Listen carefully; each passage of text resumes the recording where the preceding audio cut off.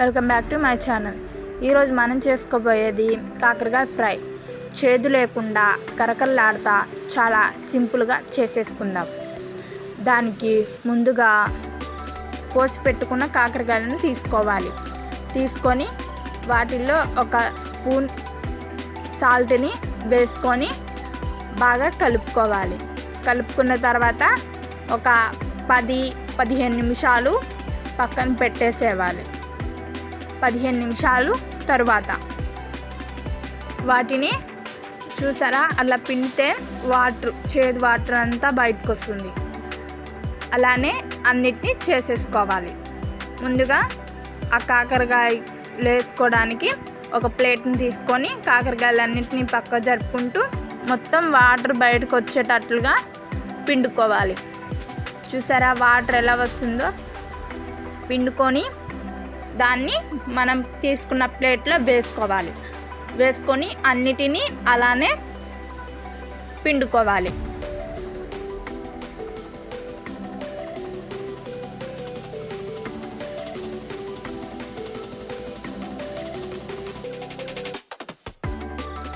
అన్నిటిని పిండుకున్న తర్వాత ఈ రసాన్ని పడేస్తే సరిపోతుంది.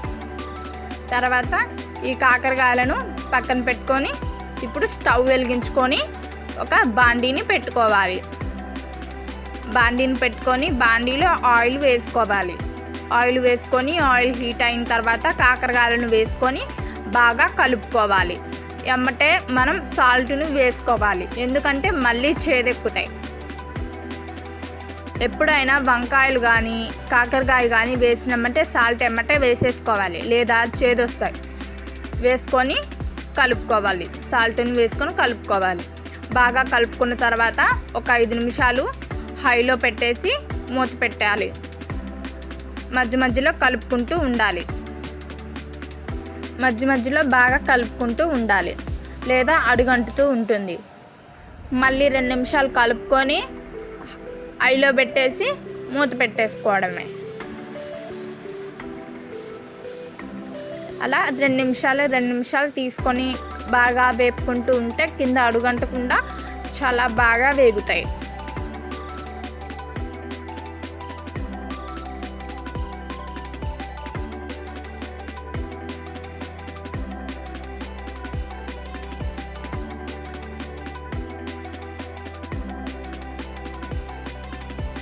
ఓ 2 నిమిషాలు మళ్ళీ మూత పెట్టుకున్నాను.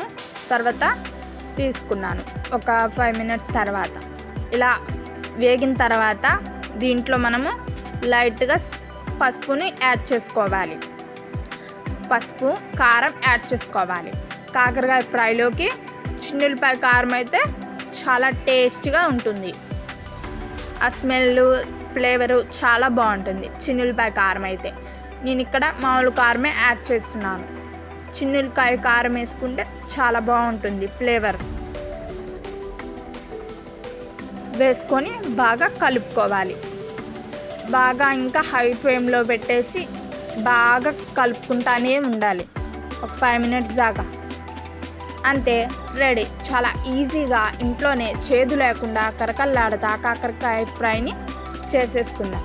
నా ఛానల్ని సబ్స్క్రైబ్ చేయండి, లైక్ చేయండి, షేర్ చేయండి, కామెంట్ చేయండి. ఇంకొంతమందికి రీచ్ అవుతుంది ఈ వీడియో. ఇంకో వీడియోతో మీ ముందుకు వచ్చేస్తా. Bye guys.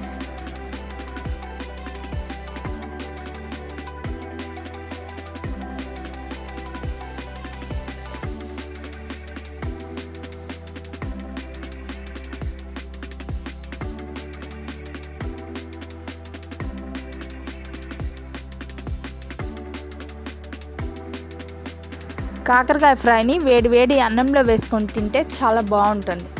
ఇలా మీరు ట్రై చేయండి. నేను చెప్పినట్లు చేస్తే కాకరకాయ ఫ్రై చేదు ఉండదు, కరకరలాడుతూ వస్తుంది.